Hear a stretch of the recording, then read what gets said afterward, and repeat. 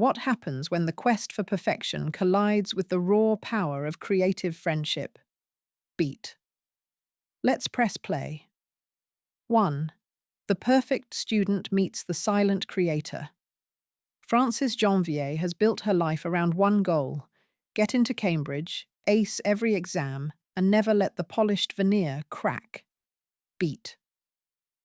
To her classmates, she is the emphasis model student, head girl, study machine, and queen of pastel-coloured revision notes. But inside, Frances is a different girl, one who doodles vibrant fan art at 2 in the morning and binge listens to the mysterious YouTube podcast Universe City. Beat.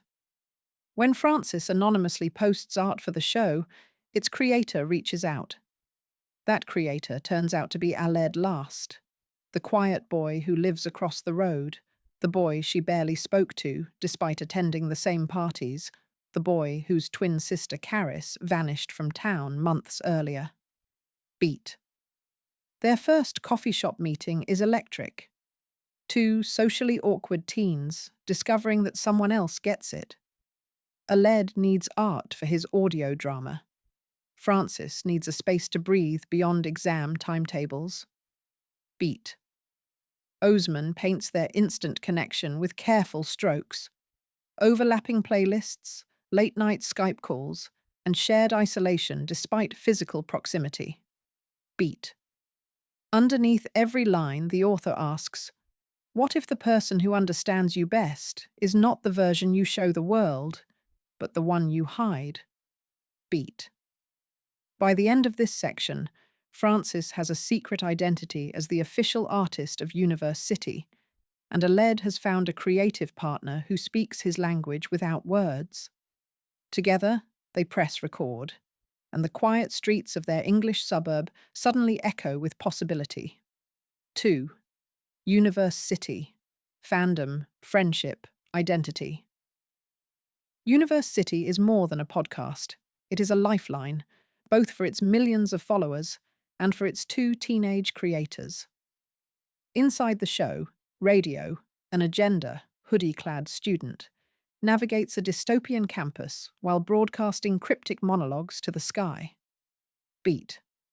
Every episode spills into fandom forums, art blogs, and reaction videos. Frances and Aled watch their listener count climb, heartbeats syncing with the download numbers. Emphasis. Validation has never felt this tangible. Beat. Oseman folds the culture of online fandom into the narrative like a living organism. Hashtags pulse, memes mutate, and friendships form in comment threads. For Frances, who has always filtered herself to fit academic expectations, the podcast's anonymity offers pure, unfiltered expression. For Aled, who barely speaks aloud in class, Radio's voice becomes his own therapeutic echo chamber. Beat. Yet fame carries weight. A corporate sponsorship dangles promise of professional studios and money, but demands face reveals.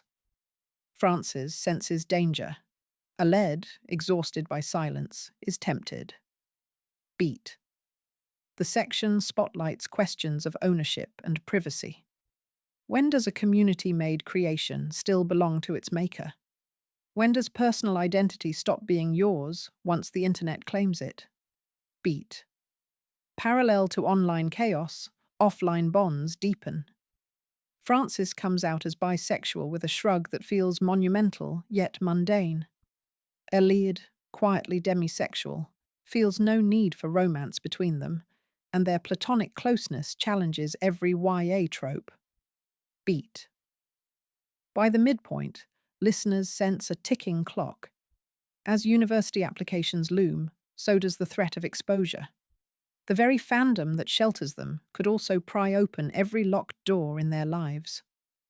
3. Cracks. Behind the achievement facade. Pressure escalates on 2 fronts. Frances faces Cambridge interviews, while Aled confronts a far more intimate terror: his mother. Beat. Mrs. Last, outwardly supportive, covertly exerts ruthless control. She once pushed Caris to academic breaking point. Aled is next. His bedroom studio, soundproofed with duvets, stands as an act of rebellion she can't comprehend. Beat. When a viral fan theory video accidentally shows Francis's distinctive art style, curious classmates connect the dots. Overnight, Francis becomes universe city artist at school. Instead of liberation, exposure brands her a nerd, undermining the perfect headgirl image. Emphasis, shame, storms in. Beat. Oseman dissects the toxicity of perfection, the way schools reward straight A's yet stifle creativity, the way university entrance hoops overshadow mental health. Francis's once clear path blurs. She bombed an interview after an all-nighter preparing new art assets. Guidance counselors preach balance, but the system itself tilts every scale. Beat. Aled's crisis detonates when Mrs. Last discovers Universe City and deletes project files in fury. Gone are hours of audio, storyline outlines, and, for Aled, the one space where he felt seen. He shuts down, skips school, and deletes contact with Francis, believing she betrayed the secrecy that protected him. Beat. This section is raw with panic attacks, sleepless nights, and silent train rides to nowhere. Yet glimmers of support flicker.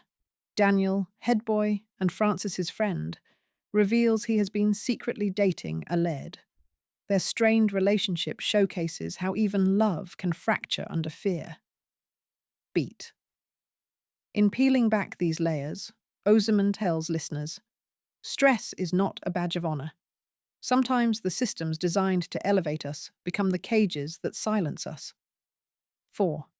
Coming out of the silence. The narrative hurtles toward confrontation. Francis tracks Aled to the coastal town where Caris was last seen. Beat. There, sibling truths surface.